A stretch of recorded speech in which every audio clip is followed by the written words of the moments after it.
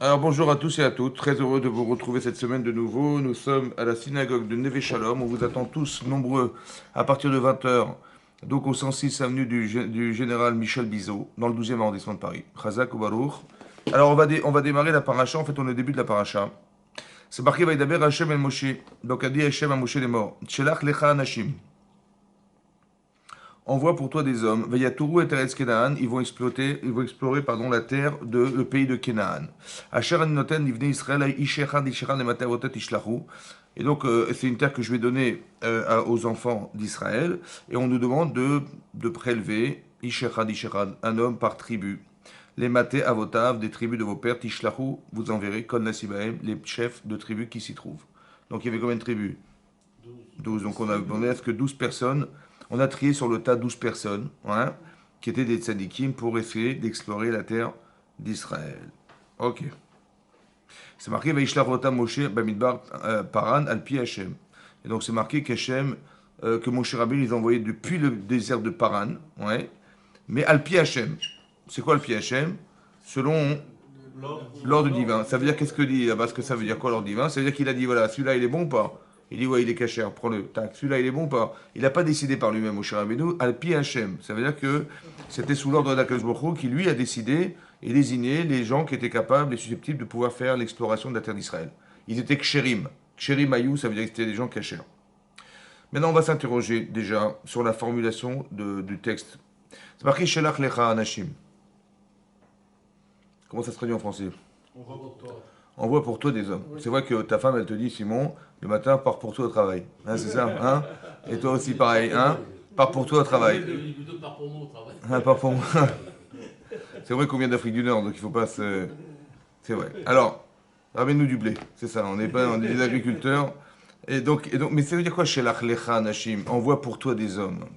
C'est pas comme ça qu'on parle en français. On dit Shelach anashim, envoie des hommes. Hein? Shelach lecha nashim, ce lecha dérange. Alors Rachid expliquait c'est quoi lecha? Ledartecha, Razak. C'est quoi ledartecha? Selon ce que tu penses. Ouais, Rachid, im tirtse shelach. Im tirtse shelach. Si tu désires, envoie. Voilà ce qui est marqué dans le texte. Ça veut dire, c'est quoi techa? C'est quoi toi? C'est quoi toi? Toi, c'est ce que tu penses. Fais comme tu penses. Voilà. Fais comme tu penses. C'est-à-dire comme tu désires. Il y a marqué dans le Rashi, im tirtse, si tu as envie, shelach. Moi, je te dis qu'elle était bonne, la terre. Maintenant, si tu désires, les artéras.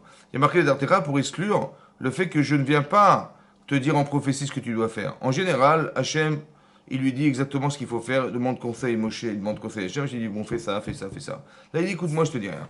Shelach lecha, envoie pour toi selon ce que tu penses, toi. D'accord? À la suite de quoi il a dû choisir, il y a eu un dilemme, parce que les Israël sont venus voir Moshe Rabbeinu prétextant que Hachem, il avait promis de la terre d'Israël, mais les biens qui s'y trouvaient également. Et donc ils ont dit, est-ce qu'on n'a pas une mitzvah d'aller explorer la terre pour savoir où sont cachés les trésors qu'avait promis Hachem à Abraham, Israël et Yaakov? Et donc on a une mitzvah d'aller vérifier. Pourquoi on a une mitzvah d'aller vérifier? Parce que les gens qui s'y trouvent, ils savent pertinemment qu'il y a une promesse qui a été faite au Havot, et ils savent qu'on arrive. Alors qu'est-ce qu'ils vont faire? Ils vont cacher les trésors. Or si on ne sait pas où sont cachés les trésors, on va arriver là-bas, et on aura raté l'occasion de faire ce kiddush Hachem, de réaliser la promesse qu'avait Hachem. Donc qu'est-ce qu'ils ont présenté sous forme de genre ils ont fait les religieux, on va dire comme ça. Voilà. Ils ont emballé tout ça sous forme religieuse. En vérité, le problème, c'est qu'est-ce qu'ils ont finalement pensé au fond d'eux-mêmes? Est-ce que c'était parce qu'ils voulaient absolument réaliser la promesse d'Hachem ou bien parce que l'argent? Vous avez compris? Voilà. Qu'est-ce qui argumente, qu'est-ce qui alimente cette volonté? C'est ça qu'il faut comprendre. Voilà. Maintenant, pourquoi je vous dis ça? Parce que c'est marqué dans Rashi que Hachem, il a dit, je vous ai dit qu'elle était bonne. Alors, vous savez ce que je vais faire? Il dit Hachem, Chayem, je jure, que je vais les placer. Ani noten lahem makom lit'od bedivra meraglim. Je vais les mettre dans un espace, dans un endroit où on va s'en tromper. Comme si il y avait une problématique de faux regard sur la raison d'envoyer les meraglim. Et Hachem lui dit, vous avez vu comme ça, alors vous allez voir que vous allez vous tromper dans les paroles des meraglim. C'est intéressant de comprendre cette notion-là. Les man Yirshua, afin qu'ils n'héritent pas de la terre d'Israël. Allez comprendre ce que ça veut dire. Moi, ce qui m'intéresse au départ, c'est de comprendre ce lecha. Rachidi, les dartecha. Ça veut dire que c'est quoi toi? Toi, c'est ta faculté à réfléchir, à penser, à analyser. C'est ça toi. Bon. Mais ailleurs, Rachid n'a pas dit ça. Vous avez vu que dans la paracha de Lech Lecha, Hachem, il a dit Lech Lecha, Me'artsecha, Mimolatecha.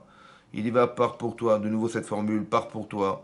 De l'endroit où tu es né, la maison de tes parents, etc., le pays où tu vis, ouais, vers une terre que je te montrerai. Mais il a dit Lecha. Là-bas, il a dit autre chose. Rachid a dit les anaatra tovatra. Ça veut dire en français, ça se traduit par il faut que tu partes d'ici par plaisir d'être ailleurs. Il faut que tu partes d'ici en sachant que c'est bien pour toi d'être ailleurs. Bon pour toi d'être ailleurs et bien pour toi d'être ailleurs. Le bon pour toi, ça fait référence à la partie corporelle de l'homme. C'est bon, ça fait plaisir, ça fait du bien, c'est une zone de confort. C'est ça le bien, le bon. Et le bien, c'est spirituel. Ouais, Vayar Hashem Kitov, c'est spirituel. Maintenant, dans l'homme, il y a ces deux choses-là parce qu'on a un corps et une neshama. Qu'est-ce que dit Hashem à Abraham? Il dit Lech Lecha, part pour toi. Mais ça veut dire quoi, part pour toi? Ça veut dire que là, tu t'appelles Avram. Tu es Av Aram, tu es le Av de Aram, tu es le père de Aram, l'endroit où tu vis. Il vivait à Aram, Naharaim. Ouais. Donc il dit, tu t'appelles Avram, le père de Aram. Mais ailleurs, tu t'appelleras Avraham. C'est quoi Avraham? C'est Avamon Goïm. Tu seras le père de toutes les nations. C'est vrai que dans toutes les religions, on retrouve Avraham. C'est vrai. Et donc, sa dimension, elle va être élargie, elle va être universelle. Il dit là où tu es, tu t'appelles Avram. Mais ailleurs, tu t'appelleras Avraham. Ici, tu n'as pas d'enfants. Là-bas, tu auras des enfants. Ça va? Ta femme aussi va changer son nom. Elle s'appellera Sarai. Elle s'appellera Sarah. Mais non, juste une intro pour que vous compreniez ce que ça veut dire. En quoi le fait de déménager, le fait de partir ailleurs, le fait qu'Avram il débarque ailleurs, il va se déplacer géographiquement, ça va lui changer sa vie. On dit Méchané Makom, Méchané Mazal. Vous connaissez la formule? Celui qui change d'endroit, il change de Mazal. Bah, si tu veux changer de Mazal, il faut déménager. C'est comme ça. Hein? Bon. Vous avez compris qu'on a rien compris ou non? Ça veut dire quoi changer d'endroit? Tu prends un billet d'avion, tu t'en vas ailleurs, tu vas aux États-Unis, ton Mazal change.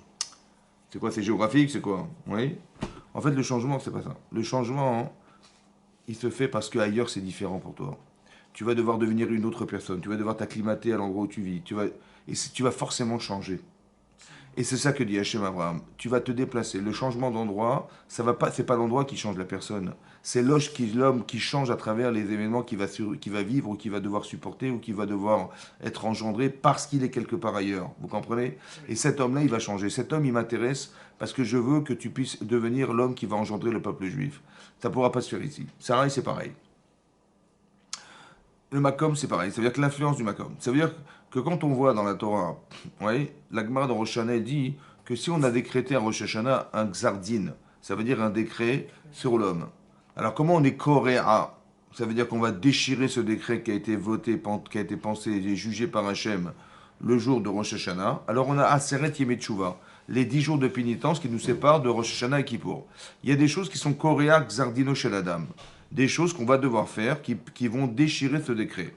Et parmi ces choses qu'on va faire qui vont déchirer le décret, il y a notamment Shinui Hashem, changer le nom. Ouais, Shinui Maaseh, changer les actes. Il y a aussi la Tzedaka. La Tzedaka, Tatsil Mima Vedi Lagmara. Et il y a aussi la prière. La Tefila, la Tefila Tzaraka, la Tefila, c'est la Tzaraka, ça permet de couper, de déchirer le décret divin. Ouais. Et ça permet aussi de venir à l'heure dans les shiurim, évidemment. C'est ça qui est très important. Hein? Mais non. Vous avez compris? Ça va, Philippe? Maintenant, qu'est-ce que ça veut dire changer son nom? Qu'est-ce que ça veut dire? En quoi la tzedaka, ça sauve de la mort? Tu prends une pièce, tu le mets dans la tzedaka, tu avais été bon, c'est bon, tu vas vivre. Est-ce que vous avez compris quelque chose? En quoi la tzedaka, tatsil mimavet? La tzedaka, elle sauve de la mort. Vous avez compris? Comment? Vas-y, Tzedaka, c'est la justice. Par le fait de donner la tzedaka, on rend à ceux qui n'ont pas ce qu'ils auraient dû avoir. C'était déséquilibré, la situation était déséquilibrée au départ, on rétablit un peu la vérité. Au rétablissement de la vérité, on donne du crédit à Kadosh Baruch Hu. En quoi ça donne le droit de vivre? Parce qu'on reconnaît que Kadosh Baruch Hu, c'est lui qui fait les choses. Alors, on va dire comme ça. Alors, on va dire un petit peu autrement, bien. Si je suis dans la souffrance de voir la pauvreté, de voir la détresse, de voir la déchéance, ça me touche. Maintenant, je peux dire, écoute, bon courage. Hein, aussi. D'accord? Mais si je lui dis, oui, mais qu'est-ce que je vais faire? Je vais faire un acte de chesed. Ça veut dire que je vais dire, écoute, ça me touche et je vais perdre pour toi. Ça va? Donc je suis prêt à m'investir, je vais perdre parce que je donne de l'argent pour l'autre. Donc si le chesed, la bonté, ça sauve de la mort. Alors c'est quoi la mort? Si de faire du chesed, ça sauve de la mort. Si de s'occuper des autres, ça sauve de la mort. Si la préoccupation de la souffrance, ça sauve de la mort. Donc c'est quoi la mort? Ça sauve de la mort. Donc c'est quoi la mort? La méchanceté, l'indifférence, l'inconscience. Vous avez compris? Ça veut dire que le type, en vérité, il était inconscient. Le type, il était indifférent, il s'en foutait des gens. Il était égoïste, il s'en foutait des gens. Alors il dit, Bachem, il dit, je suis désolé. Et c'est l'égoïsme, en vérité, qui provoque la faute. La faute, quelle faute? N'importe quelle faute. Ça peut être n'importe quoi, vous comprenez? Ça peut être avec sa femme, avec ses voisins, avec ses amis, avec ses employés, avec tout ce que tu veux. Son égoïsme, ouais. Il dit, mais ça peut pas vivre, c'est mon chéri. C'est contraire à la logique de cacher la créé. Par contre, si tu as une attitude de chesed, tu vas contre ta nature d'égoïste, alors ça va sauver ta vie. Vous avez compris ça? Cette façon de comportementale de faire du chesed, ça sauve de la vie, la mort. Ça veut dire quoi? Donc c'est quoi la mort? La mort, c'est l'égoïsme. Ça va?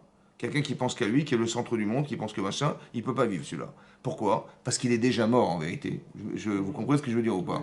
Parce que si tu ne peux pas échanger, qu'est-ce que tu es?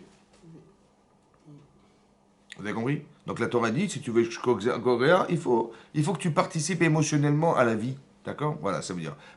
Comme si que vivre, c'est faire vivre. Vivre, c'est faire vivre. Si tu es capable de faire vivre, tu vis. Tu es conscient, tu es animé par quelque chose qui te fait exister. Tu sers à quelque chose, au moins, tu sers à quelque chose. Voilà. Il y a marqué la tefila. Ça veut dire la relation verticale avec Hachem. Si quelqu'un il dit non, mais j'ai pas besoin du bon Dieu, moi j'ai mon bon Dieu, j'ai mes machins, bah, il coupe le courant. Il n'y a pas de courant qui le fait vivre, vous avez compris? Donc c'est sûr, ça c'est logique, que la tefila ça sauve de la mort, c'est logique. C'est logique. À part ça, il y a marqué Shinui Hachem, changer son nom. Qu'est-ce que ça veut dire changer son nom? Il faut aller à la mairie pour aller changer son prénom et son nom de famille. C'est très important que vous alliez à la mairie entre les 10 jours de Rosh Hashanah et Kippour. D'accord? Bon, c'est quoi changer son nom? C'est quoi changer son nom? Alors c'est simple en vérité, je vous explique un truc. Vous voyez, quand le téléphone sonne par exemple, le téléphone sonne, souvent c'est que Sarah il veut déranger les cours, c'est comme ça. Non, non, je dis comme ça. Non, en vérité, changer son nom, ce serait ça. Vous avez fait Teshuvah. On va dire mieux que ça.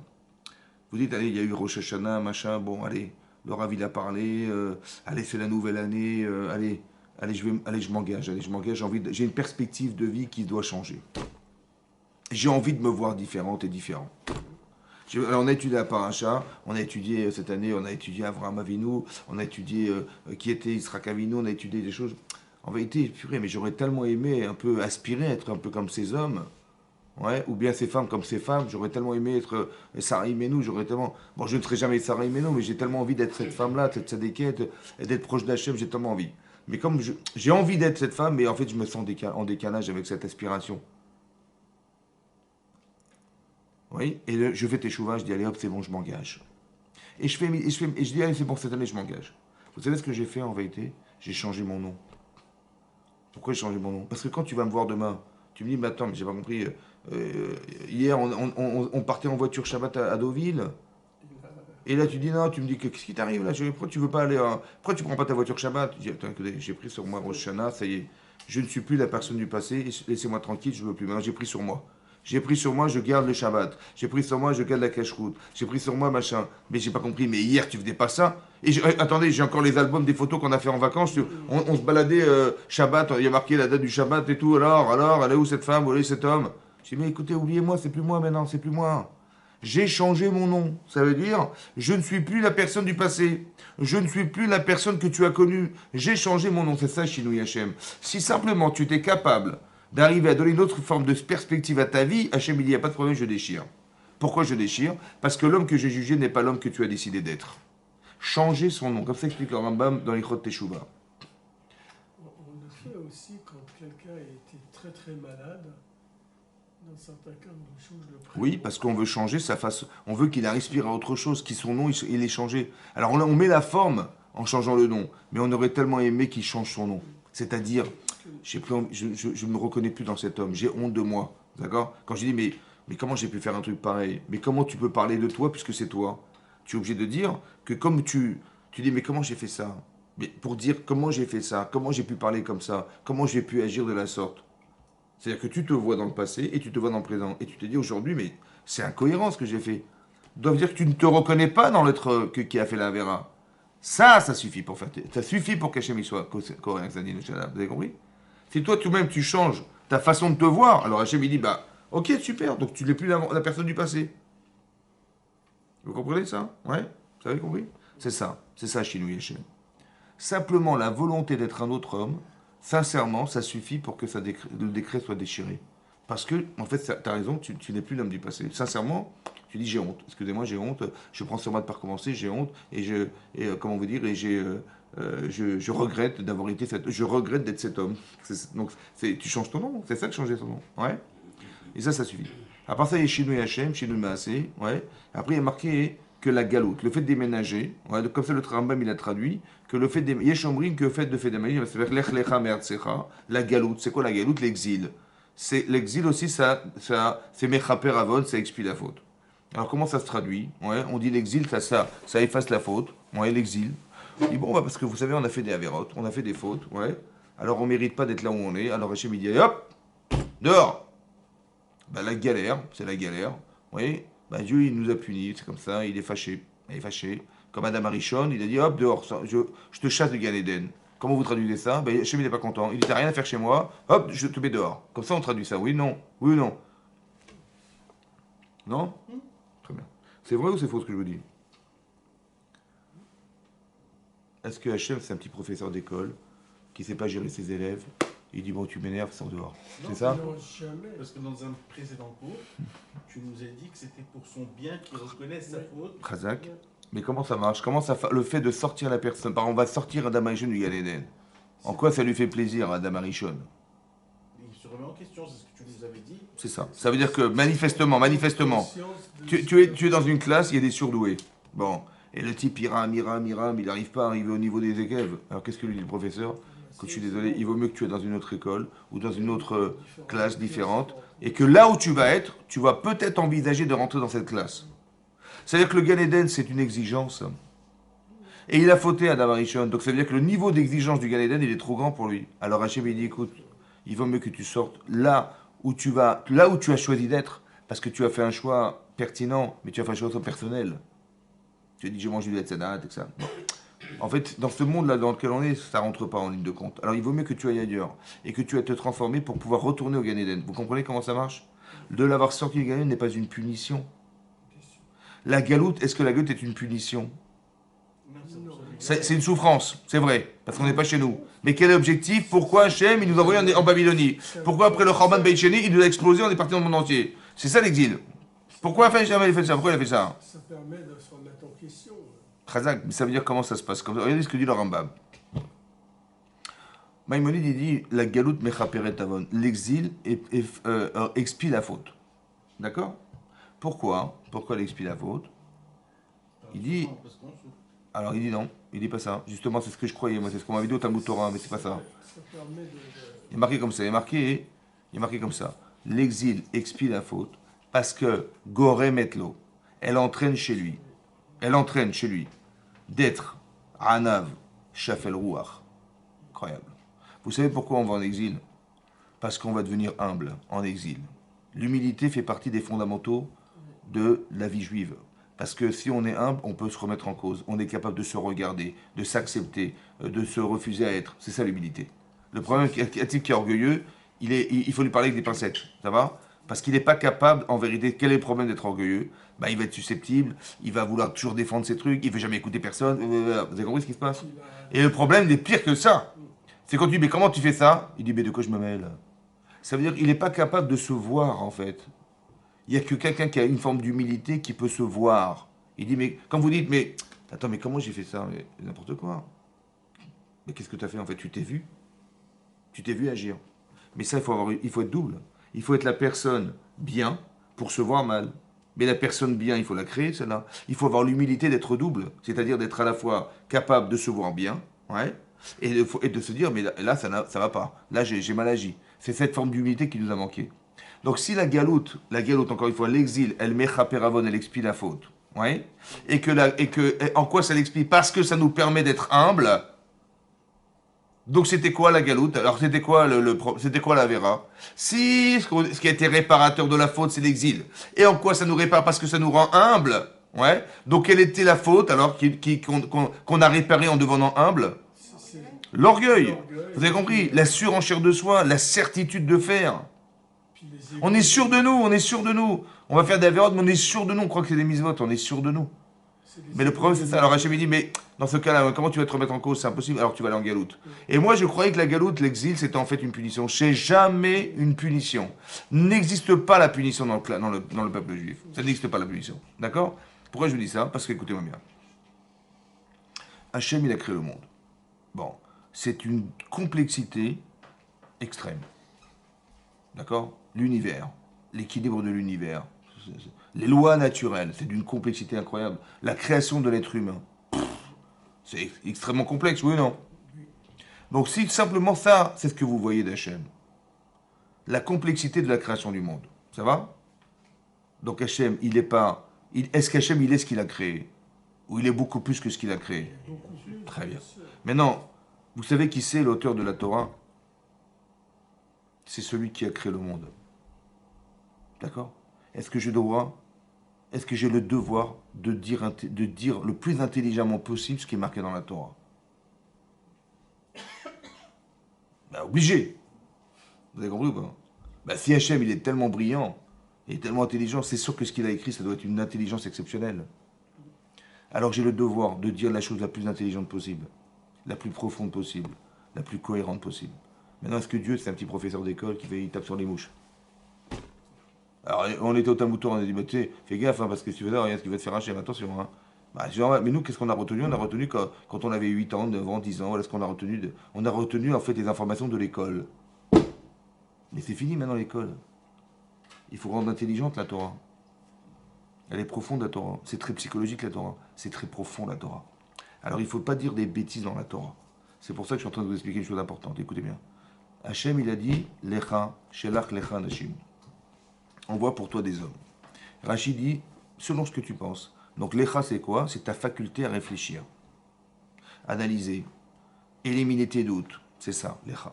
Et ailleurs, c'est marqué, dans l'ech l'écha, Hachem dit Avram, l'ech l'écha, pars pour toi. Mais attention, il faut que là où tu iras, il faut que ce soit plaisant pour toi. Ça soit d'une zone de confort pour toi. C'est ça. Les anatra pour ton plaisir. Mais attention, les tova. Il faut que tu saches que là-bas, spirituellement, c'est ce que tu vas trouver de mieux. C'est bon? Parce que si tu pars ailleurs, ouais, tu pars ailleurs en sachant que c'est bien pour toi d'y être, mais c'est pas forcément bon. Tu vas souffrir là où tu veux. Tu dis bon, c'est là-bas qu'on doit être, mais c'est pas adapté, mais c'est pas grave, ouais, c'est pas grave. Je m'adapterai, machin, mais je souffre et je souffre. Est-ce que je vais pouvoir rester et résister là-bas? Non. Et l'inverse aussi. Tu dis, tu fais un métier, pourquoi? Il faut bien que je gagne ma vie. Bon, mais ça te plaît ce que tu fais? Non, ça me plaît pas, mais bon, j'ai pas le choix. Est-ce que ça va durer? Non plus. Atibi dit, vous savez quoi, moi, la retraite, moi, je vais partir à Eilat. Avec ma femme, on va faire des voyages. Toute notre vie, on va faire des voyages. Voilà, on a gagné notre retraite. On va faire des voyages tout le temps. On va partir aux États-Unis, on va partir en machin. J'ai compris, mais tu penses sincèrement toute ta vie, tu vas aller voyager toute ta vie. Ouais. À un moment donné, tu vas dire, écoute, on est fatigué, t'en es plus en âge, on est fatigué. Puis finalement, à quoi ça sert? En fait, on va se rendre compte qu'on on a mis du plaisir, mais ce plaisir n'a pas d'âme. Pourquoi? Parce qu'on a pris du plaisir, mais c'est pas Tov. Il faut prendre les choses avec conscience. Voilà. Alors c'est quoi la conscience? Écoutez-moi bien. C'est parce que vous avez un corps qui exige des choses. Et vous avez une neshama qui exige autre chose. Quand Rashi nous dit Lecha, toi, c'est quoi toi? C'est qu'il faut que tu trouves du plaisir. Ce plaisir, il est corporel. Il faut que tu répondes à un besoin corporel. Quand tu fais quelque chose, ça doit répondre à quelque chose de corporel. Il y a des gens, ils se foutent de leur santé. Oui. Et après, on se rend compte que quoi? Ils disent non, mais moi, c'est le travail, c'est ce qui compte, le travail, c'est la santé, ne rien faire, c'est le conserver. Ils travaillent tout le temps, toi. Ils s'occupent pas d'eux. Et après, ils tombent malades. Ouais. Un petit peu comme Moshe Rabbeinu. Oui, Moshe Rabbeinu.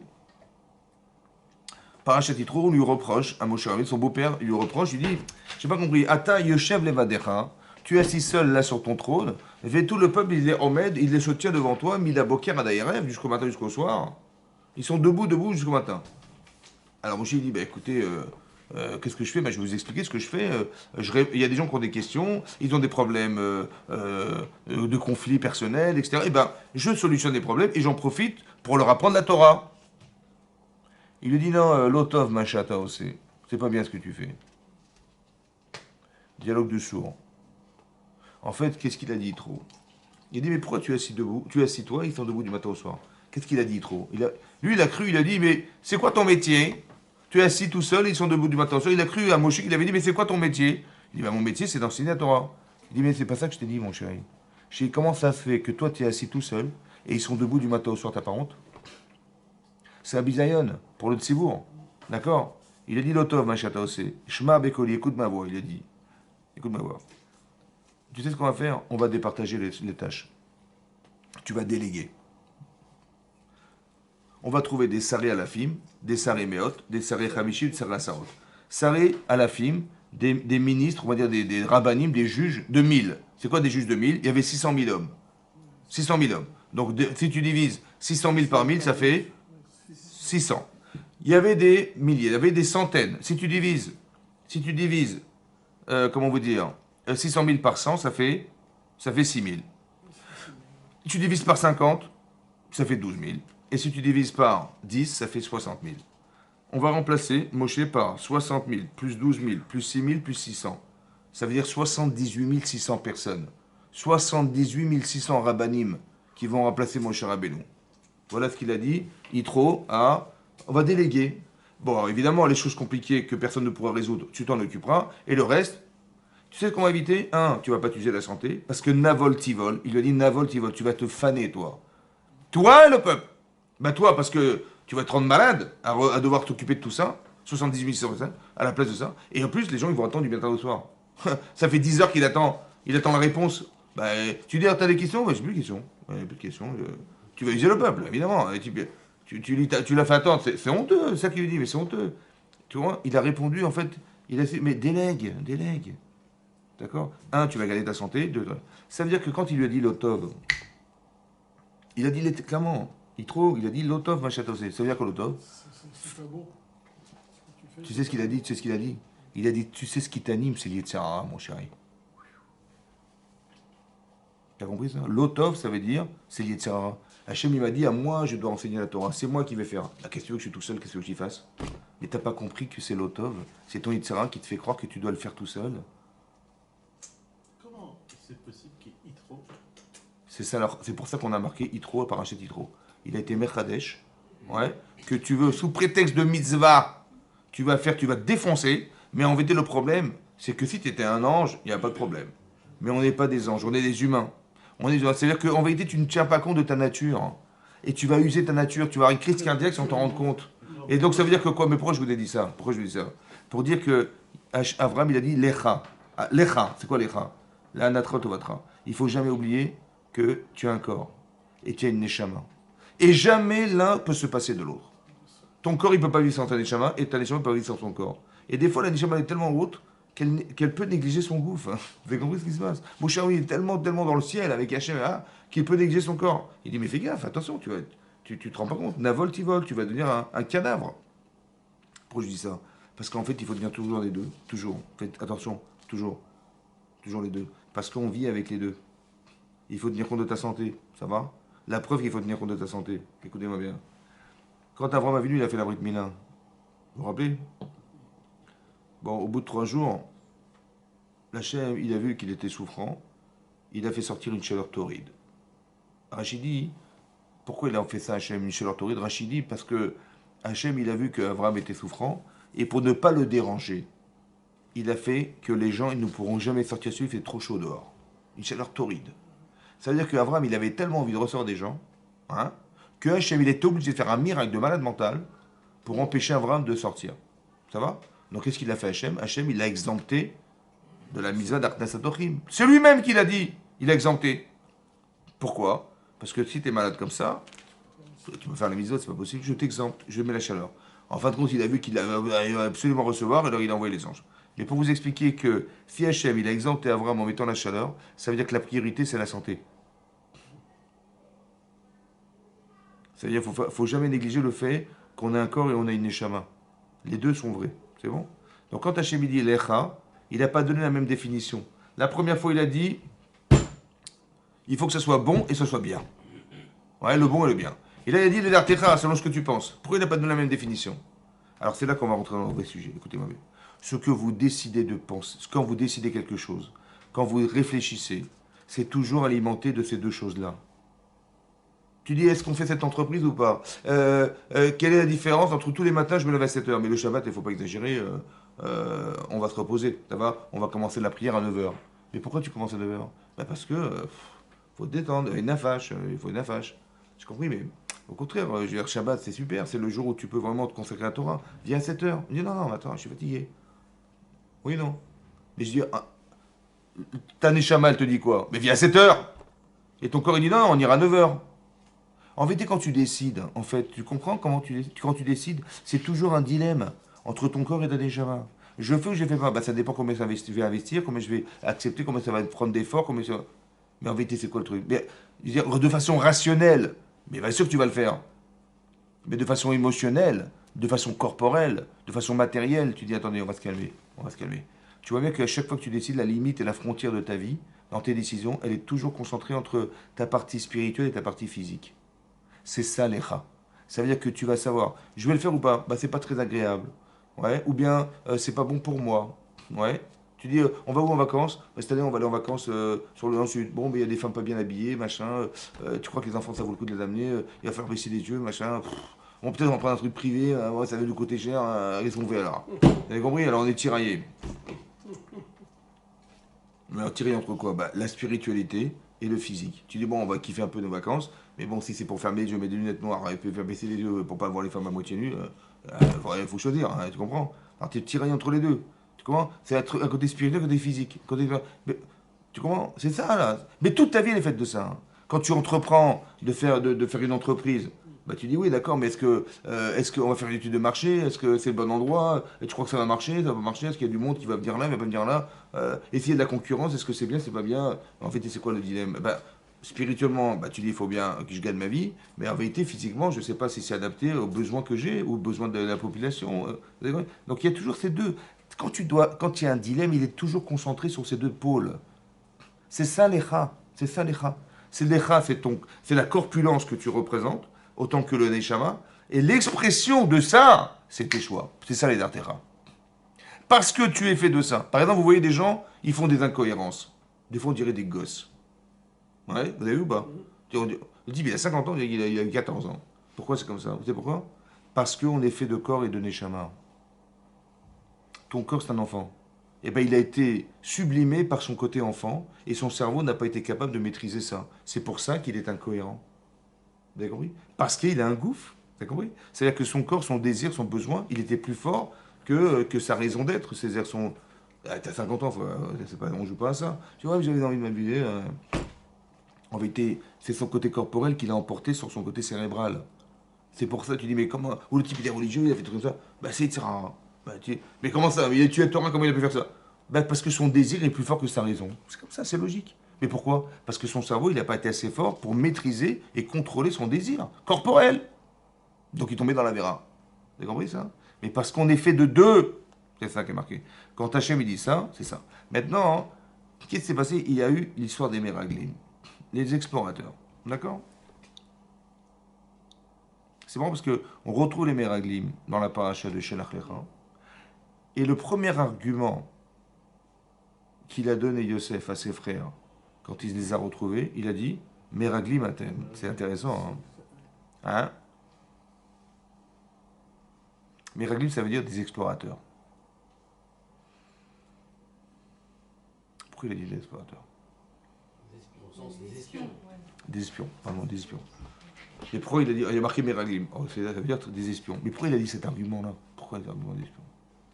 C'est la raison pour laquelle... vraiment. Vas-y. Non, je dis c'est la raison pour laquelle Moshe Rabbeinu, il n'a béni que Yoshua. Parce qu'il descendait de Yosef. Razak. Parce que Yoshua, il descend de quelle tribu? De... Ephraim. Et Yosef, il a fait du Lachon Hara ou pas? Donc, qu'est-ce que devait faire Ephraim? Engendrer Yeshua Benoun qui devait réparer la faute de Yosef. C'est ça. Mais il a dit, vous êtes des espions. D'accord? Si vous êtes des espions, c'est quoi un espion? Bah, il va rentrer dans un pays, On va se renseigner. il va rattraper des informations et il va les rapporter. C'est ça ou pas? Il était Chacham, Yosef, quand même, non? Il a voulu défoncer ses frères ou il a voulu aider ses frères? Les deux. Défoncer, ça veut dire qu'il a. Défoncer, Je sais pas, il a moi voulu, j'aurais été Yosef, vous savez quoi? Attendez, j'étais proche de mon père, j'apprenais la Torah, j'avais une famille. Qu'est-ce qu'ils m'ont fait? Ils m'ont vendu esclave. voilà, Alors que j'avais rêvé et que au sommet du monde, quoi. Ouais. Tout le monde se présente devant moi, ils ont détruit mes rêves, ils m'ont séparé de mon père que j'aime, ma famille. Et qui c'est qui a fait ce coup-là? C'est pas des gens qui m'ont kidnappé hein, pour faire une rançon, non, non, c'est mes propres frères qui l'ont fait. Et Sarah, il est grand, quoi. Bah, quand on arrive à ça, normalement, on se venge. Comment vous dire, on a de la haine, de la rancune, etc. C'est vrai ou pas? Mais ce que je vous dis là, la haine, la rancune, la vengeance, c'est moutard ou c'est interdit? C'est interdit. Mais comment ça se gère? Ouais, comment ça se gère? Et on voit qu'il n'a pas eu ces sentiments-là. C'est extraordinaire. Hein. Comment ça se gère? Il a dit, en vérité, et c'est un principe il faut retenir dans la vie, ça. D'abord, tout ce qu'on vit, ça a été pensé. Tout ce que tu vis, tout ce que tu subis, t'as rien fait pour, ça a été réfléchi par Hachem. C'est bon? Ça, c'est le yesod de la Emouna. Comme ça dit le Chazonish. Oui? C'est pas de dire oui, oui, tout se passera bien, j'ai la Emouna, tout se passera bien. On sait pas, on connaît pas les décrets d'Hachem, on n'est pas des prophètes. Par contre, ce qu'on peut te dire, c'est que tout ce que tu vis a été réfléchi. D'accord? Maintenant, il faut que tu comprennes que tout ce que tu vis, ça a été pensé par Hachem. Juste qu'il faut juste comprendre qu'est-ce que Hachem il a voulu te dire. C'est bon? Maintenant. Ils m'ont vendu esclave, qu'est-ce que ça veut dire? Pourquoi j'ai été chercher de mes parents, qu'est-ce que ça veut dire? Vous avez compris ce que ça veut dire? Moi je dis, ah mais je leur veux à eux, c'est à cause d'eux, ça c'est l'Yetzer, c'est la bêtise. D'accord? D'accord? Pire que ça. Des fois tu vas subir des affronts. Des gens vont te faire un affront. Ouais. Et qu'est-ce qu'ils vont faire les gens? Ils vont se venger. Comme il a osé me faire ça devant tout le monde. Atata, il a vengé. Il va avoir de la rancune, il ne peut plus le voir. Hein. C'est vrai ou pas? On voit que Youssef, il n'a pas réagi comme ça.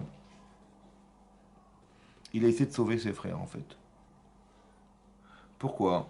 Un petit peu comme la réaction que Moshe a eue lorsque Korach, il vient le voir. Il a dit, je comprends pas, on est tous Kedoshim. Ouais. Je comprends pas pourquoi toi tu es roi, ton frère Kohen Gadol et nous. Alors nous aussi on va avoir des postes et nous aussi on est tous des Kedoshim, on a tous entendu la même chose sur mon Sinaï, etc. Ouais. Et qu'est-ce qu'il va prétexter? Lorsque Moshe Rabbeinu il va finalement désigner Elitzaphan Ben Uziel comme chef de la tribu des Lévis, ça va le rendre malade. Disjoncté, là, disjoncté. Et il est un imposteur. Et il va donc dire de Moshe que c'est un imposteur. Mais un imposteur, ça veut dire quoi? C'est que la Torah que tu nous as transmise, elle est fausse. C'est toi qui l'as inventé la Torah. Vous imaginez un peu le truc ou pas? Vous êtes Moshe Rabbeinu, qu'est-ce que vous faites à ce moment-là? Bah, je le flingue direct, c'est un rebelle. Oui. Vous savez ce qu'il a fait, Moshe Rabbeinu? Il est tombé par terre, face contre sol. Il a commencé à prier Hachem. Il a dit, attendez, ils ont fait le veau d'or, j'ai prié, il a été pardonné. Ils sont pleins dans le désert, j'ai prié, ils ont été pardonnés. Les Meraglim, ils ont fait ça, j'ai prié, c'est l'article qui va être dans cette paracha. Qu'est-ce que je vais dire à Hachem pour lui sauver sa vie à celui-là? Mais cela dit, Écoute-moi bien, écoute-moi bien. Ça veut dire, quand tu vois ça, tu te dis pas, mais qu'est-ce qu'il a osé dire de moi? Tu dis, le pauvre, il est bête. d'accord. Écoute-moi bien. Qu'est-ce que je vais faire? Qu'est-ce que je vais faire? Écoute-moi bien. Qu'est-ce que je vais faire pour lui sauver sa vie? Ça veut dire, quand tu vois une bêtise humaine, ouais, il y a des gens encore avant-hier, des gens ils m'ont téléphoné, ils m'ont dit, ouais, j'ai des problèmes avec ma soeur, avec mon machin. Voilà.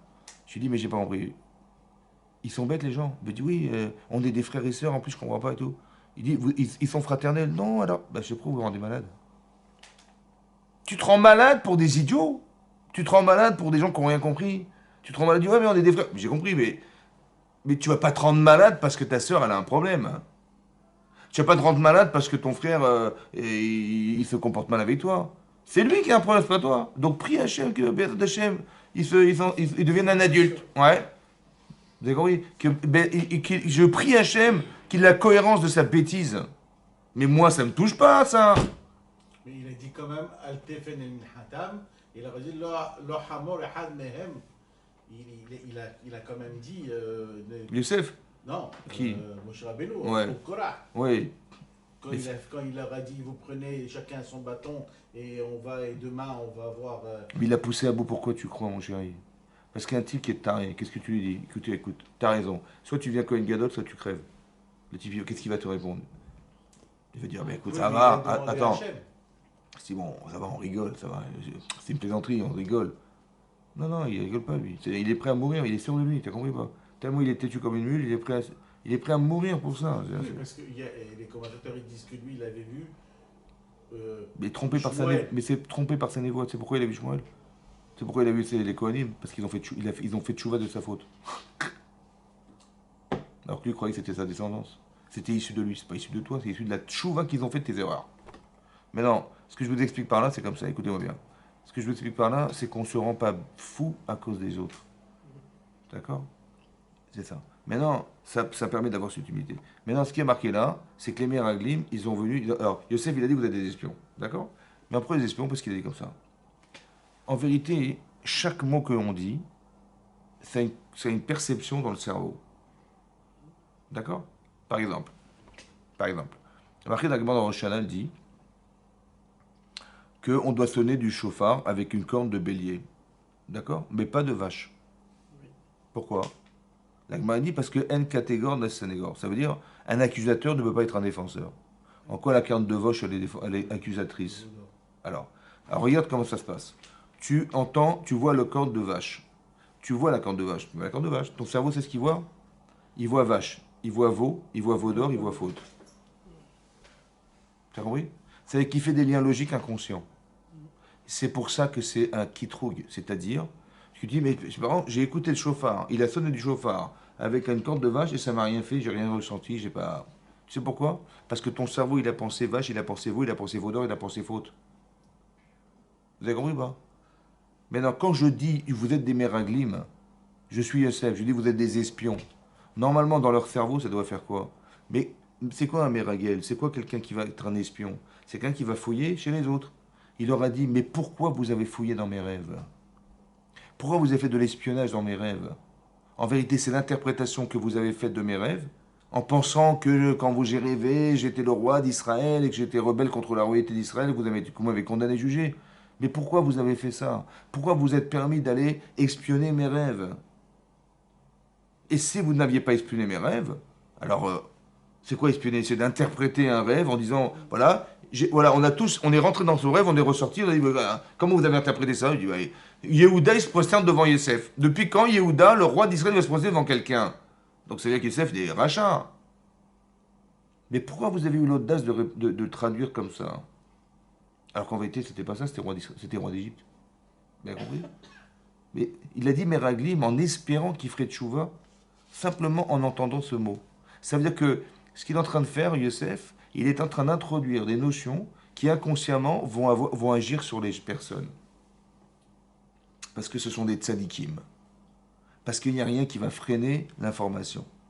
Ça veut dire que les Meraglim, vous voyez, on les a choisis sur le tas. Ok? Maintenant, c'est marqué, ils sont partis explorer la terre d'Israël. Ils sont revenus. Ils vont dire, vous avez vu les fruits qu'on a rapportés ou pas? Ah, c'est extraordinaire. On était 8 à apporter une grappe de raisin. Elle pesait quelques tonnes, la grappe de raisin. Alors, Hachem ne vous a pas trompé. Hein. Une terre exceptionnelle. Eretz Zavatrala, vous de vache. Pas de problème.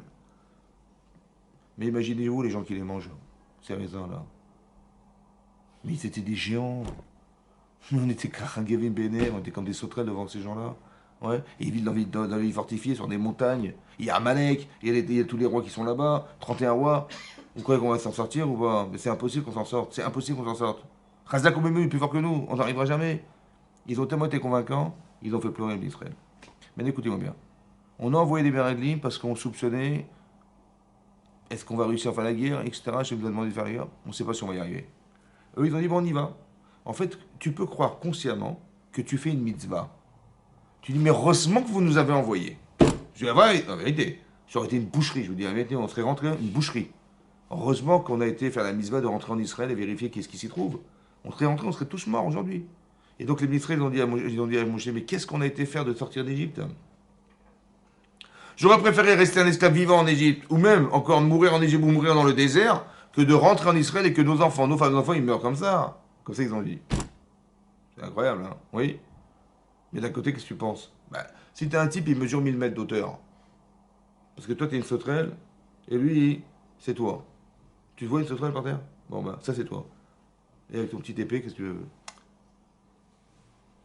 Évidemment que t'as peur. Mais ils ont été dire, heureusement que vous nous avez fait, vous avez envoyé. Heureusement, on a fait une mitzvah de vous dire. Le problème, c'est que inconsciemment, il y a quelque chose qui se passe. La Gemara dans Sota, elle dit là-bas, hein, sur le passouk ici, c'est marqué Vayelchou Vayavohu.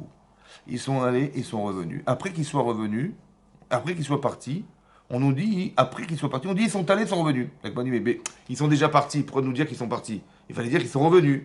Alors la Gemara dit comme ça, ils sont revenus comme ils sont partis.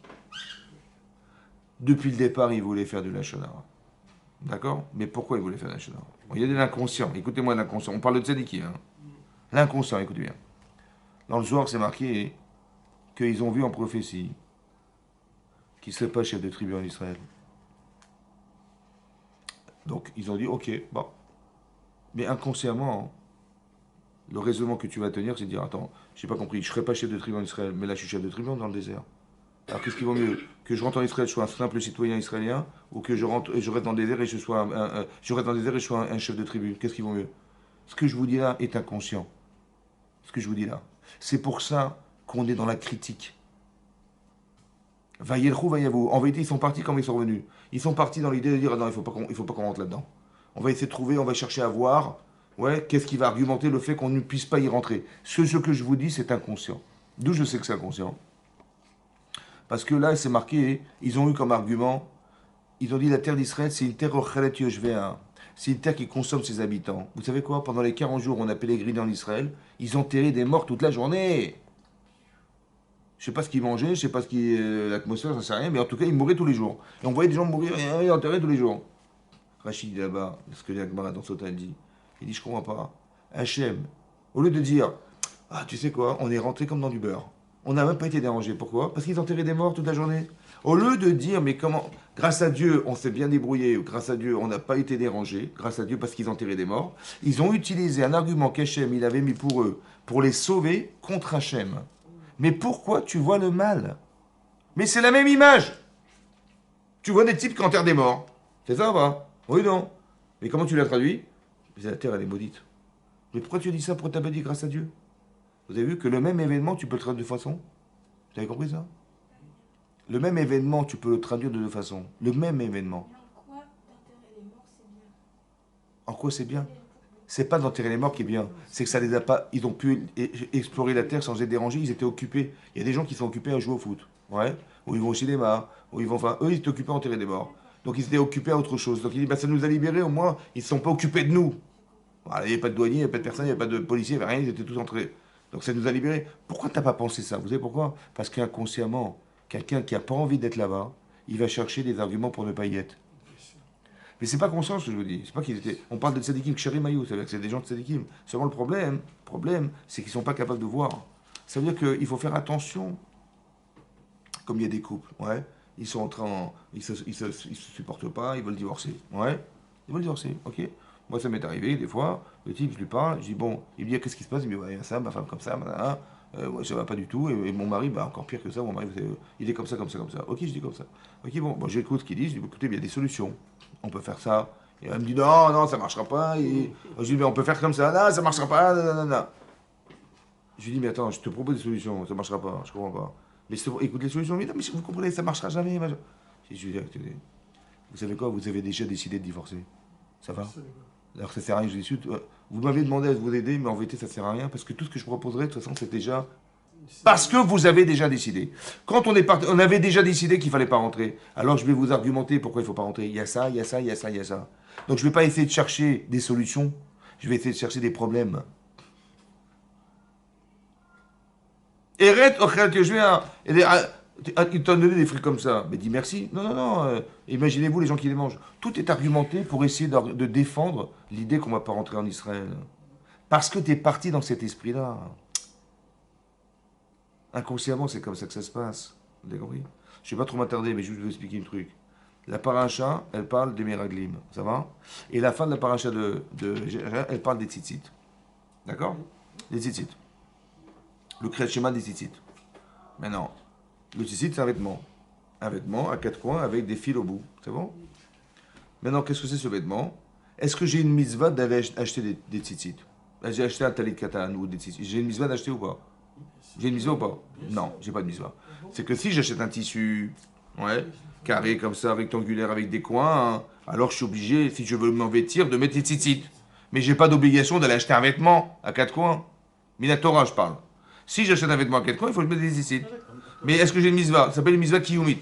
C'est si j'ai acheté un vêtement à 4 coins, alors je peux pas me vêtir de ce vêtement, il faut que je mette des tzitzit. Mais j'ai pas d'obligation de mettre des tzitzit. Le Zohar, il dit dommage qu'on n'achète pas un talit katan sur soi, on ne le porte pas tous les jours sur soi. Dommage. Pourquoi dommage? Oui. Parce que qu'est-ce que c'est qu'un vêtement? Un vêtement, ça sert à se couvrir. Oui. Mais pourquoi vous habillez pas, vous n'allez pas au travail comme on s'habillait à l'époque de Louis XIV pour se couvrir? Quel est le problème? Et les femmes avec les perruques blanches, les trucs là, les autres avec les. Hein, pourquoi pas? Et l'autre avec les robes baldaquin là. Pourquoi pas? Bah, c'est pour se couvrir, on peut se couvrir. Non. C'est vrai que le vêtement ça couvre, mais le vêtement, il y a une comment dire, il y a des notions dans la vestimentation. Par exemple, tu vois quelqu'un en blouse blanche, bah, il est soit pharmacien, soit il est médecin. Bah, c'est son vêtement qui représente sa formation. D'accord? Tu vois un type qui est en salopette, bah, c'est un garagiste. Si tu vois quelqu'un qui a un vêtement en plastique sur lui, c'est qu'il est poissonnier. Vous avez compris? Voilà, c'est comme ça. Donc le vêtement est représentatif de la profession. Donc le vêtement, il va au-delà. Tu vois même la voiture de la personne. Ben, l'autre il a une familiale, c'est qu'il a des gosses. L'autre il a une voiture décapotable, c'est qu'il est célibataire. Ouais, en fonction de, je vois ta voiture, je vois ce que je vois qui tu es. Mais ça veut dire que le vêtement, il représente quelque chose. Maintenant, il y a des mitzvot qui sont équivalentes à toute la Torah Kula. Par exemple, vous avez le Shabbat. Quand on garde Shabbat, de faire le Shabbat, c'est d'être d'accord que Hachem, il a créé le monde en 6 jours, il s'est arrêté le 7e. Donc de fêter le Shabbat, c'est de fêter la finalité de la création du monde et de fêter et de reconnaître que le Créateur, c'est lui, c'est Hachem. C'est ça qu'on fait Shabbat, c'est ça Shabbat. Donc si quelqu'un transgresse Shabbat, il renie le bon Dieu, il renie toute la Torah. Celui qui pratique la Vodazara, idolâtrie, il renie le bon Dieu, il renie toute la Torah. Donc il y a des mitzvot qui sont shkulot, c'est-à-dire qui sont équivalentes à toute la Torah Kula. Le tzitzit, il fait partie des vêtements qui sont la reconnaissance. C'est quand tu dis je suis juif, tu mets un talit katan. Il représente ton judaïsme. En quoi il représente? Alors Rachid expliquait. Comment on écrit tzitzit? Rachid dit là-bas. Tzadik, Yud, Tav. Ouais. Tzadik c'est combien? C'est 90. Yud, 10, ça fait 100. 100 et 100. Et Tav, c'est 400, ça fait 600. 600. Il y a combien de fils? Il y a combien de fils? Il y a 4. Il y a 4 fois. Tu dis en 2, ça fait 8. Ouais. Il y a combien de nœuds? 4. Il y en a 5. Il y a 5. Il y a 5 nœuds. 1, 2, 3, 4. Non, moi je parlais des Oui. intervalles. Et bien c'est ça les 5. C'est pas les intérêts, les nœuds. Il y a des nœuds. Ouais. 5. 5. Il y a 5 nœuds et 8 fils. Ça fait combien? Ça fait 613. 13, c'est En vérité, quand tu vois tes tzitzit, tu vois les 613 mitzvot. Ça, c'est le vêtement des juifs, ça. Il faut toujours que Usrardem et Kol Mizvotai, à travers le fait que tu aies tzitzit sur toi, ouais, ça te rappelle les 613 mitzvot, ça t'engage. Quand tu es médecin, tu as chez ta blouse, tu as une blouse blanche, je suis médecin, je suis engagé. Ça va? Quand j'ai ma blouse, j'ai mon vêtement de garagiste, je suis un garagiste, je m'engage. Voilà, tu me vois, je suis un garagiste. Mon vêtement m'engage. Je mets un talit katan, je m'engage à être respectueux des 613 mitzvot. Maintenant, ce que je vais vous dire par là comme ça, il y a marqué Lotaturu achare levafrem ve'achare nechem. C'est quoi, comment vous traduisez Lotaturu? C'est garé. C'est garé. La tour est à Haaretz. La tour est à Haaretz, ça veut dire d'explorer la terre d'Israël. C'est le même langage. Lotaturu achare levafrem ve'achare nechem. Ça veut dire quoi en français? Lotaturu, ne vous détournez pas. D'après. votre cœur, Et d'après? vos yeux. Il n'y a pas une petite erreur là, franchement?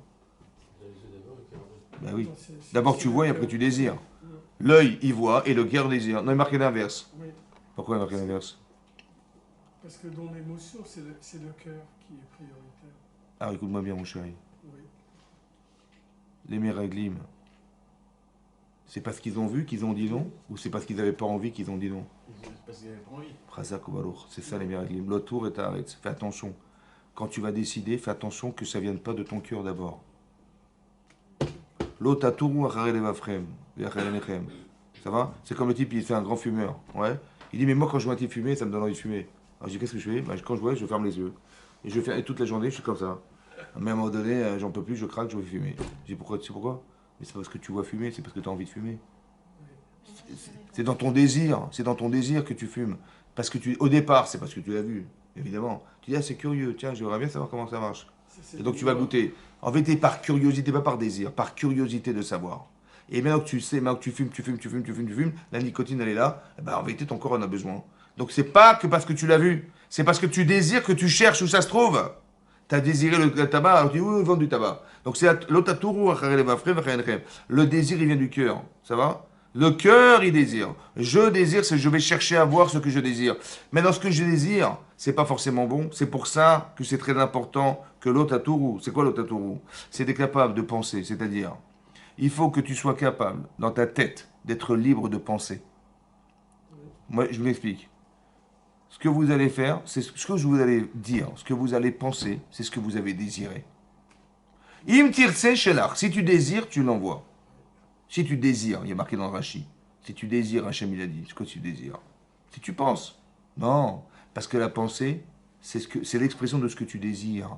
C'est parce que tu désires quelque chose que tu penses à le réaliser. Alors qu'est-ce que tu désires? Mais ton désir, il est double. Yetzera tov, Yetzera hara. Fais gaffe, parce que tu vas risquer de désirer quelque chose qui est assourd et de réaliser, de penser que ce qui est interdit pour toi. Fais gaffe, te fais pas avoir. Alors comment tu vas faire? Alors tu vas étudier la Torah.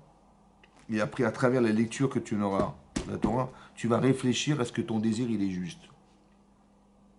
Pas comme les miraglim qui ont dit non, non, non, non, non, on va pas être là-bas, laisse tomber, on va rester en Mitzrayim, on va rester dans le désert.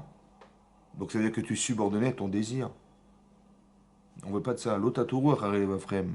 Il faut être capable d'être sadique, c'est-à-dire de dire attendez, j'ai envie de quelque chose, ok, mais non, je ne sais pas si c'est bien. J'ai la peur de me tromper.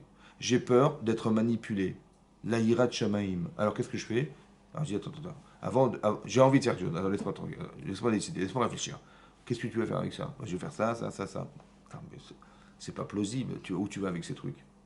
Tu vas te perdre avec ça. Vous avez compris? Tu comprends? Tu dis, mais si tu pouvais exprimer ton désir en disant, bah attendez, je suis désolé, parce que ce qui est bizarre, je vais vous expliquer pourquoi il y a des incohérences. Et c'est comme ça que je vois que je suis manipulé. Les miraglim, ils ont été voir Moshe Rabbeinu pour lui dire, écoutez, voilà ce qu'on a vu, machin. Non, non, directement, ils ont été voir le peuple. Pourquoi ils ont pas été voir Moshe Rabbeinu? Parce qu'ils ont eu peur. Parce que t'as pas envie d'y aller. Parce que tu as peur, comme tu dis, que si je vais lui dire, ils vont me dire, ah, mais vous êtes malade ou quoi? Et je le sais au fond de moi-même. Ou alors je le sais pas, mais inconsciemment, j'ai pas été consulter Moshe parce que j'ai eu peur que inconsciemment il va me dire bah. Et donc mon comportement, automatiquement, il est d'aller voir directement les d'Israël. Vous avez compris ça?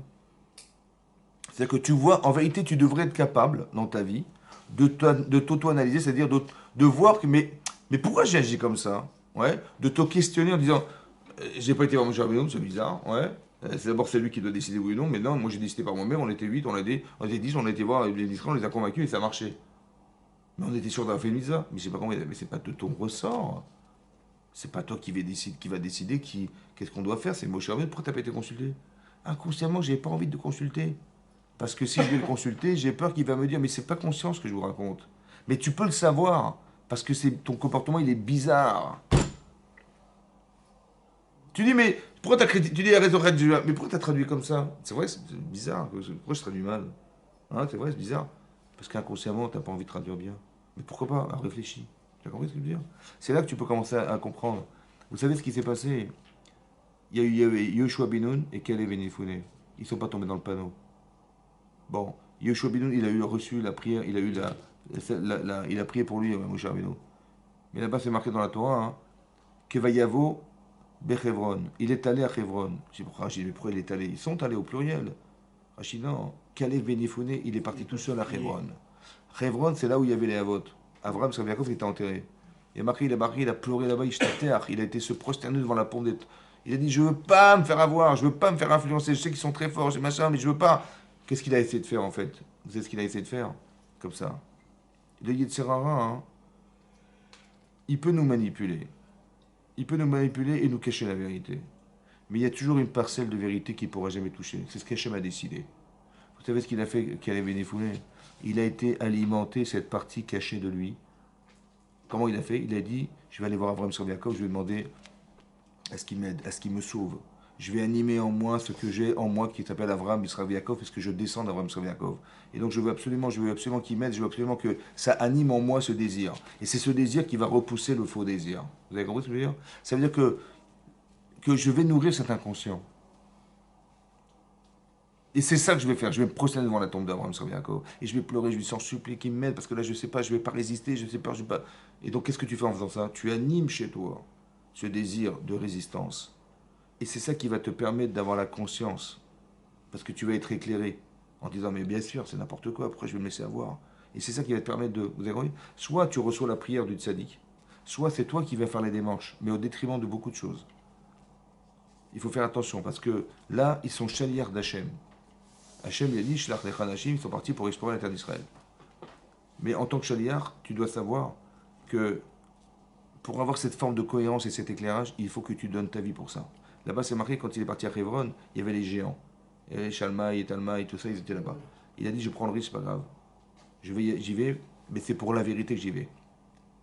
Et quand tu défends la vérité, peu importe les obstacles, Hachem, il va t'aider. Vous avez compris? Parce que tu mets toute ta confiance en lui, et tu sais que de toute façon, ça ne pourra jamais être autrement. Parce qu'il faut garder la Torah, il faut garder les mitzvot, il faut garder la cohérence, il faut garder les trucs. Et donc quand tu donnes ta vie pour ça, tu nourris en toi cette cohérence. Et ça permet de balayer la partie consciente qui te dérange et qui te pose problème. Vous avez compris ça? Ça veut dire que vous avez vu que les méraglim, c'est un problème. Et c'est en vérité la solution, c'est les tzitzit. Ouais, tzitzit, ça veut dire la tzitz en hébreu, ça veut dire scruter.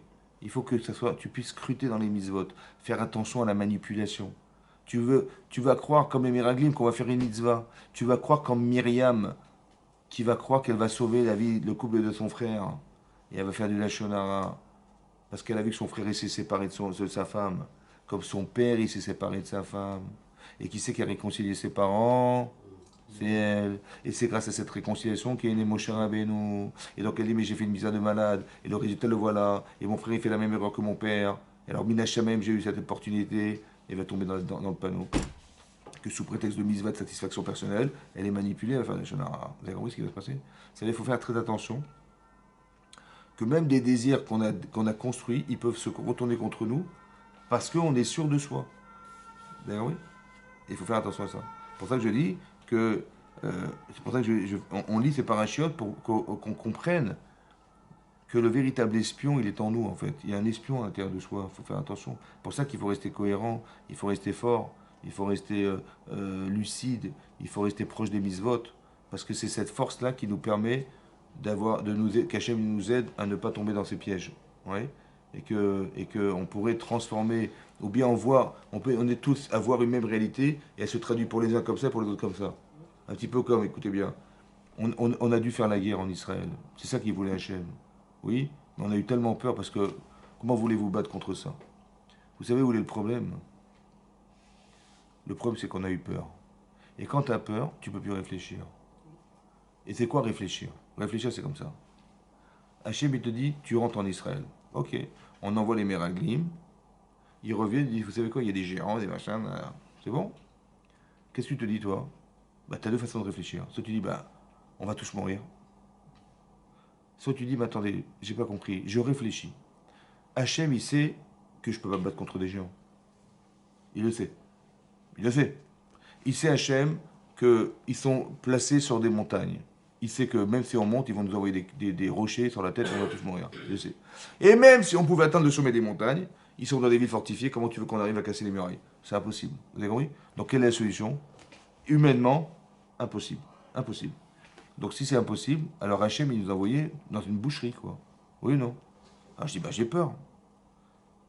Mais tu sais bien que tu peux pas te battre. Alors de quoi tu as peur? C'est comme des gens dans la vie, ils n'ont pas de solution. Ils n'ont pas de solution. Alors je dis, bah qu'est-ce que tu fais? Ah, on n'a pas de solution. Ils tombent malades. Les types tombent malades, ça veut dire qu'ils ont des ulcères à l'estomac parce qu'ils se rendent compte qu'ils peuvent rien faire. Mais j'ai juste pas compris. Mais réfléchis 2 minutes. Hachem, il t'a mis dans une situation où tu n'as pas de solution. Donc soit Hachem, il t'a foutu là pour que tu crèves. Ouais. C'est-à-dire que tu es sorti d'Égypte et tout ça, et il a fait tout ça, et un an dans le désert pour qu'on crève tous en entrant en Israël. C'est ça qu'il a pensé Hachem, hein, c'est ça qu'il a pensé. Hein. Mais réfléchis 2 minutes. Si tu vois qu'il n'y a pas de solution physique, ça veut dire quoi pour toi? Hachem dit comme ça, n'aie pas peur, rentre. N'aie pas peur, rentre. Il t'a dit rentrer, rentre. Mais si t'as dit rentre, mais de toute façon tu peux pas faire la guerre. Donc qui c'est qui va faire la guerre? C'est lui qui va faire la guerre. C'est ça qu'il aurait voulu. Écoutez-moi bien ce que je vous dis. Si j'ai peur, c'est que je suis en faute. Pourquoi je suis en faute? Parce que si j'arrive à la frontière d'Israël, ça va? Et derrière moi, j'ai l'armée américaine et j'ai l'armée russe. Et j'ai des bombes atomiques à profusion, c'est bon? Et je vois les Égyptiens, ils sont là, ou les habitants d'Israël, ils sont là. Bon, mais j'ai l'armée américaine et russe. Est-ce que j'ai peur pour eux ou j'ai peur pour moi? Hein? J'ai peur pour eux, ça va? Mais si j'ai peur pour moi, c'est que je ne suis pas accompagné ni par l'armée russe, ni par l'armée américaine. C'est vrai ou pas? Mais écoutez-moi, je suis accompagné par Hachem. C'est pas l'armée américaine ni l'armée russe, ça c'est l'armée de l'armée. Et j'ai peur. Ça veut dire qu'est-ce que je suis accompagné ou pas? Je suis accompagné ou pas? J'ai peur. C'est que je ne suis pas accompagné. Vous savez ce que c'est que je suis en train de vous expliquer là? Je suis en train de vous expliquer ce qui a marqué, qu'ils ont dit Chazakou Mimenu. Ils ont dit ils sont plus forts que nous. Et Rachid dit, en disant ça, c'est comme si ils avaient dit ils sont plus forts qu'Hachem. Pourquoi ça veut dire? Ça veut dire autrement dit, ils sont plus forts qu'Hachem. Parce que si tu as peur, c'est qu'Hachem, il ne pourra pas t'aider. Et donc c'est plus fort que ce que tu sais. Parce que si tu savais qu'Hachem était avec toi, mais j'aurais pas eu peur pour moi, j'aurais eu peur pour eux. La boucherie, c'est là-bas que ça va se passer, c'est pas ici que ça va se passer. Or, si tu as peur, c'est qu'en vérité, Hachem, il n'est pas présent dans ta vie. C'est pour ça que tu as peur. Qu'est-ce que fait Hachem? Il dit, pour sauver ça, il faut que tu rentres faire la guerre. Il dit, mais il n'y a pas de solution. Justement, c'est parce qu'il n'y a pas de solution que tu verras de tes yeux vus, je vais renforcer ce que tu n'avais pas au départ. Cet émouna et ce bitachon qui aurait dû normalement alimenter le fait que tu n'aies pas peur. Vous avez compris ce qui se passe? Par exemple, on sort d'Israël, on sort de la Shoah en 1945. 3 ans plus tard, on a la terre d'Israël. 3 ans plus tard, on a l'indépendance. 3 ans plus tard, ils ont décidé de nous faire la guerre. Il y avait 200 millions d'Arabes et contre 600 000 hommes. Avec des armes de 14-18 qui, 3 ans avant, ils étaient dans la Shoah, les types. Ça va? Il va y avoir une boucherie. Oui, non. Bon, je sais pas par quel truc on a gagné la guerre. Maintenant, comment tu traduis ça normalement? Comment tu traduis ça? Hein? La puissance d'Hachem. Il en dit, on a une super armée. Et ou alors il veut dire, les Arabes ils sont bêtes. Heureusement qu'ils sont bêtes, tu vois. Après la guerre des 6 jours, ça fait 4 mois qu'il y a la guerre entre l'Irak, entre la Russie et l'Ukraine. Et 4 mois les types ils ont fait. Et nous en 6 jours on a fait la guerre contre toi, on a gagné la guerre. On dit on a une armée de malades, on a des espions de folie. Je comprends. Hachem, il te fait ça pour que tu renforces ta émona. Et qu'est-ce que tu racontes toi? On a la meilleure armée du monde. Le raid contre Entebbe, c'est pareil. On a une armée de folie. Vous avez compris la bêtise humaine, c'est de croire. On dit, on n'a pas eu de mort et on nous envoie des obus par milliers et heureusement qu'on a le dôme de fer et il n'y a pas eu de mort, tu vois. Heureusement qu'on a un génie qui est israélien que personne n'a réussi à faire parce que personne, les Américains n'ont pas réussi à le faire. Hein. Ouais, c'est à quoi à faire? À faire qu'on t'envoie 20 missiles et on les éclate tous. Non, ils n'ont pas réussi. Mais nous, on a trouvé un type. Et tu dis grâce à lui. Ou bien Hachem, il a fait ça exprès pour te montrer qu'il existe pour toi. Il te sauve la vie en fait. Vous avez compris ce que je veux dire? Mais tu as toujours ces 2 lectures. Où tu regardes comme les Méraglim, tu dis, ça serait tu te plains, tu vois pas Hachem dans ta vie, je comprends pas. Mais tu vois pas que c'est flagrant. Au lieu de dire merci, on a la guerre de Kippour. Ils ont profité de notre faiblesse corporelle pour nous attaquer. Et on a gagné la guerre. Que des trucs, des miracles incroyables. Il y a eu la guerre du Golfe. Les types, ils ont éclaté des bâtiments, et les types, ils sortaient des gravats, quoi. Ils poussaient des gravats, ils sortaient vivants. Il y a eu un mort. Il y a eu 39 scuds qui sont tombés sur Israël. Il y a eu un seul mort. Et une mort de crise cardiaque. Elle va comprendre. Mais c'est des miracles. Tu dis, on a eu du beau. Quel dommage. Tu as compris? Hachem, il fait exprès d'organiser ça pour renforcer ce qui te manque. C'est-à-dire la Emouna Bita. Hachem, il veut résider parmi nous. Mais nous, qu'est-ce qu'on fait? À chaque fois, on traduit un peu comme on a envie. Ça va? Comme en fait, on n'a pas envie, en fait. J'ai pas envie de qu'Hachem rentre dans ma vie. J'ai pas envie, machin. Alors je dis, on a eu de la chance, on a eu le Scud, on a eu le dôme de fer, on a eu une super armée, on a eu toute forme d'arguments qui, en fait, qui excluent Hachem. C'est dommage. C'est ça le Lachonara des Meraglim. Vous avez compris? En fait, on nous a fait peur. Tout était vérité, mais c'est juste dans l'intérêt de ne pas nous faire pénétrer à la terre d'Israël. Vous avez compris ce que je veux dire? dans l'objectif qui était prévu au départ. En fait, on exclut Hachem. C'est pour ça que c'était très grave. Mais moi, j'ai cru que j'ai fait une mitzvah. J'ai compris, mais tu t'entends dire. Je dis, bah, qu'est-ce que qu'on fasse? C'est l'inverse. C'est-à-dire que la façon de concevoir, il faut qu'on ait le temps de réfléchir. Vous avez compris? Que si on te met dans une difficulté, essaie de comprendre à quoi ça a servi. Quand tu vois que tu peux pas rien faire, c'est un chesed d'Hachem pour que tu lui dises, j'ai compris, je te laisse faire. Vous avez compris ou pas? Alors que moi, je dis, non, comment on va faire? Et de toute façon, il n'y a pas de solution. Alors, ou tu tombes malade, ou alors tu le laisses faire. Vous avez compris? Et si tu ne laisses pas faire, ben, tu vas tomber malade. C'est dommage. Vous avez compris, c'est ça. Chazak ou Baruch. Chazak. Toda Rabba.